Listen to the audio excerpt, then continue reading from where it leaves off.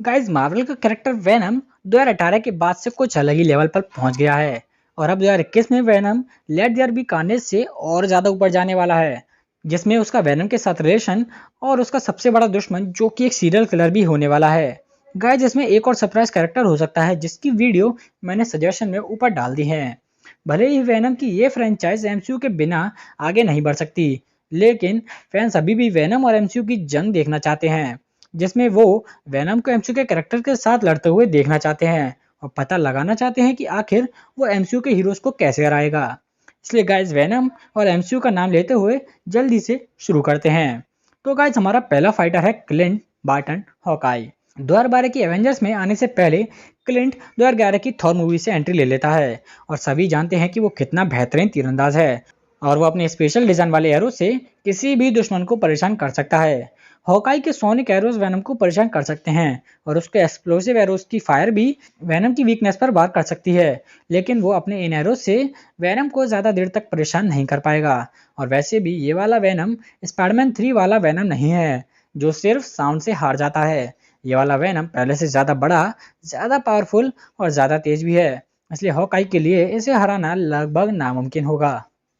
Ant-Man Ant-Man Avengers का एक लौता size shifting hero है जो पिम पार्टिकल से अपने आप को बड़ा और छोटा कर सकता है। हालांकि कैप्टन अमेरिका सिविल वॉर उसके जेंटमैन का फायदा नहीं दिखाती और स्पाइडरमैन थोड़े से दिमाग और मूवी ट्रिक के यूज से उसे आसानी से हरा देता है।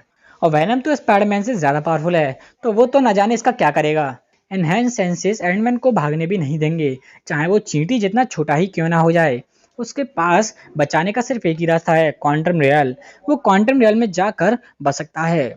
ब्लैक विडो ब्लैक विडो 2010 में पहली बार आयरन 2 से नजर आती है और इस टाइम वो निक फ्यूरी की सबसे बेस्ट एजेंट में से एक थी।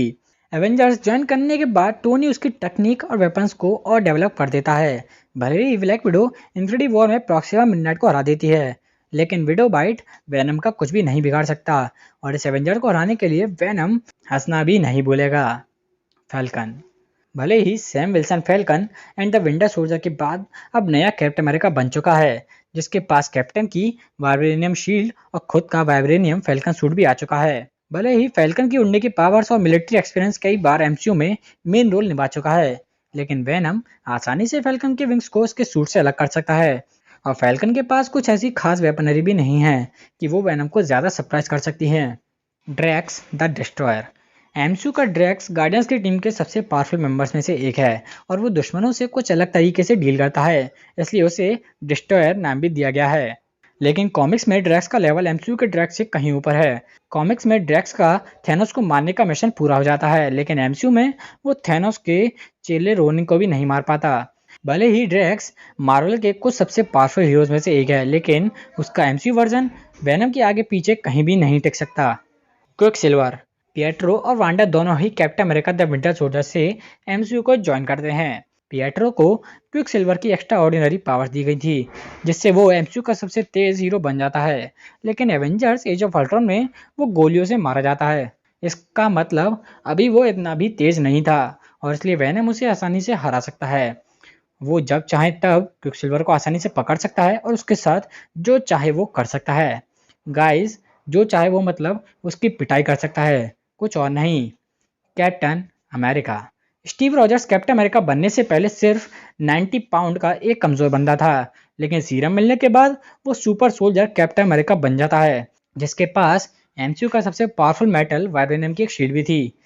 कैप्टन अमेरिका दिखा देते हैं कि वो एमसीयू के सबसे बेस्ट हीरोज में से एक हैं और उसकी पावर्स और उसका दुनिया को बचाने का जज्बा उसे थैनोस के आगे खड़े रहने में मदद करता है। कैप्टन वेनम को काफी अच्छी बैटल दे सकता है, लेकिन एवेंजर्स के बिना वेनम इस वर्ल्ड वॉर 2 हीरो को आसानी से हरा सकता है।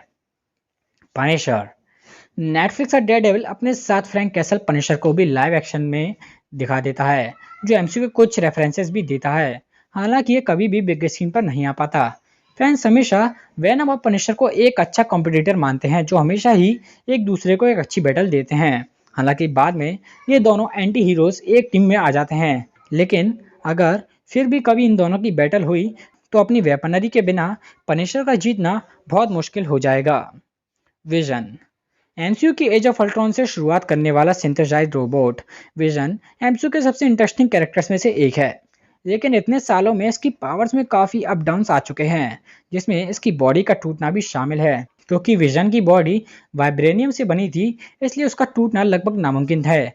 लेकिन इन्फिनिटी वॉर में कॉर्वस ग्लेव या थेनोस जैसे विलन्स विजन को आसानी से मारने में कामयाब हो जाते हैं और उसकी बॉडी को भी डिस्ट्रॉय कर देते हैं। इसलिए वेनम जैसा एक और एलियन अपनी स्ट्रेंथ के साथ ब्लेड्स को कंबाइन करके विजन को हरा सकता है।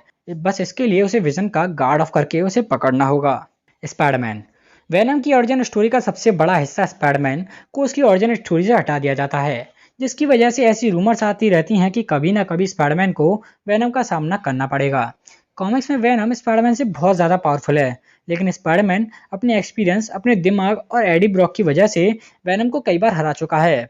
हालांकि एमसीयू का स्पाइडरमैन अभी भी बहुत नादान है, जिसकी वजह से वो वेनम से कहीं ना कहीं कमज़ोर रह जाता है, खासकर तब जब वेनम आज भी स्पाइडर सेंसेस को नाकाम कर सकता है, जिससे लास्ट में वेनम एमसीयू के स्पाइडरमैन को हराकर विनर बन जाएगा।